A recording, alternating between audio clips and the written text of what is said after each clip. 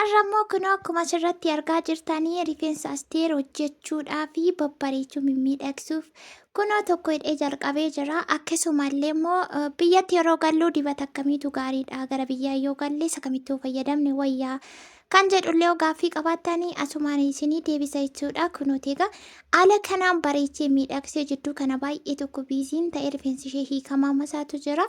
Rifeensa hiikamaa taa'uu kan kollii kan namaallee jaalladhu. Ayyaana maal wal qabatee baay'ee tokko biizii taane har'a guyyaan kun kan isheeti. Kun akka kanaatti bareechee zanaa fataa godhee ishee miidhagsiin jira. Haa isiniin jechartiin qaanofti. Isin immoo sagaa warri ishee jaallattanii laayikii godhaa fi isiniin jecha nagaan isiniif haa ta'u akkam jirtu baga jiraattanii baga nagaa taatanii nutis nagaa keenya jechaati. Viidiyoo keenya jaallattanii laayikii gochuutiin turtii keessa naga xumuraatti keessattuu qimamoonni jechuudha baay'ee isin fayyada. Kunooti egaa bakka kanaatiin jalqabaa dura istishaariidhaan xiqqoo isteet turtee guyyaa 3 haa ta'u lamaan dura haa ta'u akkasumatti ta'a galgala shaashiitti teebultii ganama immoo akkasii. Amma kana isarraa hiikee filee qibaatii itti dibeeni hojjechuu fiitti barbaadee jechuudha. Mataan shakkuman koo wajjaatiin keessaa yaa'a. Mataa wajjaatiin keessaa yaa'ummaa baay'ee gaariidha maaliifi inni ciccituu caccabaadhumaa madeemaa inni wajjaatiin bahu garuu biqilee waan bakka bu'uu jechuudha. Kanaaf inni wajjaatiin yaa'u hagasmara yaaddoo keessa naman galchu. Mataa yeroo ciccitu yeroo caccabu yeroo gugguduunfamu garuu akka badaa jirutti beeku yookaan hubachuuti qabdu. Qibaatii kana egaa haaraan bitee ittiin jalqabeefira. Rifeensi isheellee rifeensa badaa miti rifeensa bareedaa qabdi. Ta'us immoo rifeensi uumamaan bareedaa ta'es ergasii dabalees akkuma abbaan qabatee jechuudha. Qibaatiin kun egaa zalash jedhu namoota baay'eetu baay'inaan fayyadama. Oliif oiliirraa kan hojjetamee fooliinsas baay'ee kan namatti tolu. Isa kana itti dibeetiin wanta hojjechuufii fi akkasumallee irra hin turu. Biiziin taasii akkasuma immoo baay'ee sharsharuu yookaan qaqallisuu hin barbaadu. Rifeensi yeroo qaqallatu akka inni rifeensa miidhu isinitti himaan ture fi gosa akkasiin godhan koosii kan ishees immoo akkasuma jechuudha. Kun akkuma argitanii hireetiin filaa jira. Asii gadi shurrubbaa isa bakka afuritti siin irrannaan asii gadi hin barbaadu jette. Kunuuti zilaashii qibaatiin oliif oiliirraa hojjetame kun baay'ee gaariidha.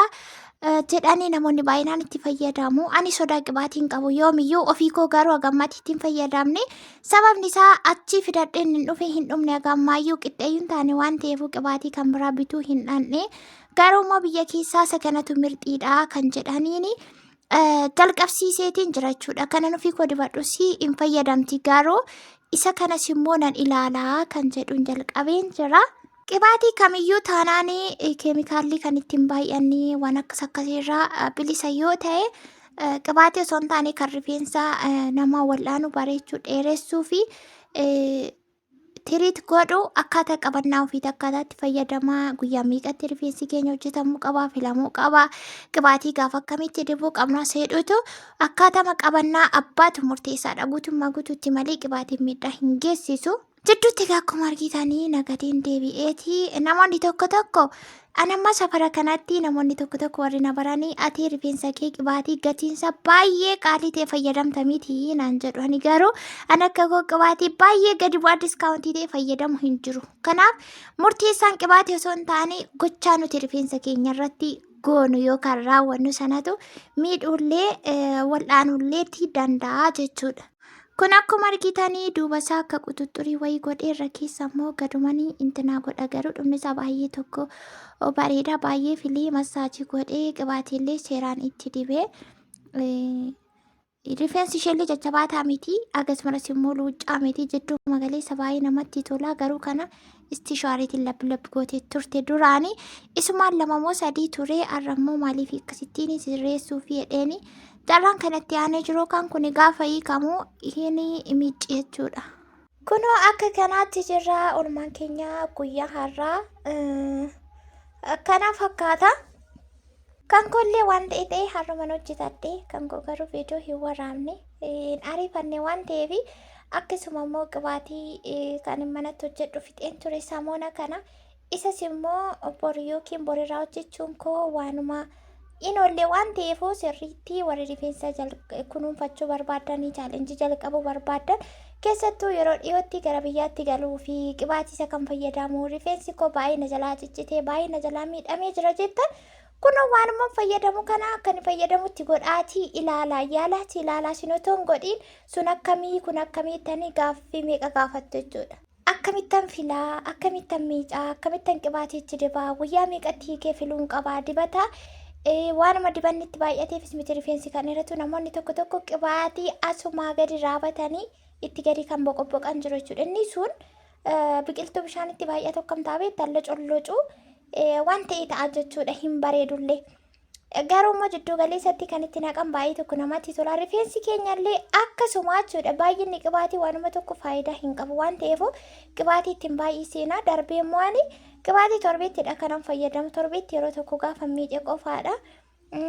Astollee akkasuma jechuudha. Amma qibaatii kanan itti dibaa jiru isheen dura seeraan ittiin dibne waan ta'eef gogaa qabaayyuun sirriitti itti dibee keessasaa akka seenuutti masaajii godhee sumarraan ashamuu fi waanan barbaadeef jechuudha. Isinii galee malee wayituma mataa filattanitti qibaateef itti dibdu yoo ta'e arrumaa boru rifeensa filtu yoo ta'e aguma filamuu sana rifeensi keessaa yaa'uun buqqa'uun dirqama ciccituun dirqama. Isa kanarraatiiti wanti isin of eeggannoo gootanii sirriitti viidiyoo hordoftanii yoo jaallattan jechuudha.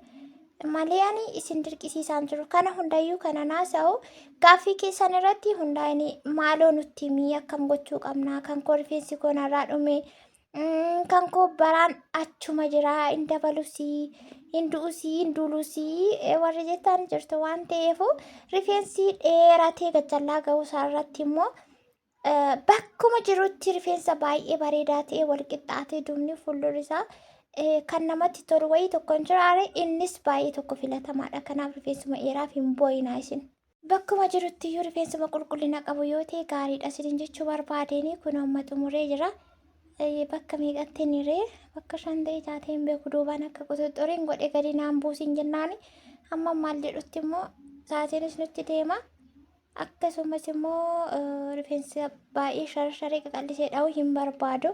Fuulli ishee fuulduraan jechuudha baay'ee tokko namatti tola beebii heerillee qabdi.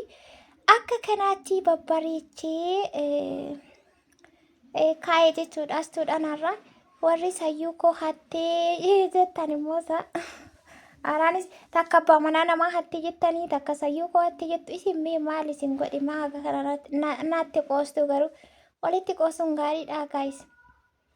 Obboleettii keessa warra jettan illee obboleettii osoo hin taane intala kootanaaf mucaa naa taate jechuudha mitiire kan obboleettii kooti ani immoo akkuma haadhaatti jechuudha moo aadaa akkasidha.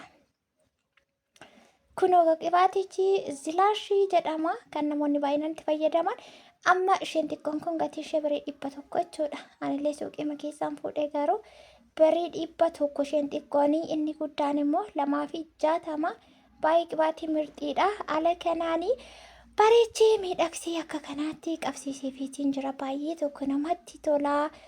Isinis immoo carraa kanatti akka hidhamtanitti yoo itti fayyadamtan kan keessanii waan qabdan qibaatii akka kan keenyaa yoo ta'u baateeyyuu waan mana keessaa qabdanitti fayyadamuuti dandeessu. Anoo qibaatii akkan kee hin qabu filaas akkan kee hin qabu akkam gochuun qabaa akkamitti filuun qabaa akkamitti baasu akkamitti buusuun qabaa kan jettan hojii of jalaan kaa'ina waan marka keessa irra jiruu fi gochuu dandeessanidha waan ta'eef. Ani rifeensa dha'ullee tokkosullee nan beeka irra caalaa namaaf kan hin hojjedhu rifeensa dha'uu sirriitti nan beeka faashinii diizaayinii garaagaraatti baasee hojjechuu nan beeka garuu hojjechuun barbaadu hin jaalladhu.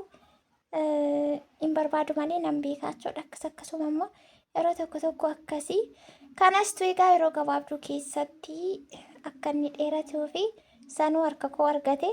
Oma shakkiin qabu like sheerii godhaa baay'ee.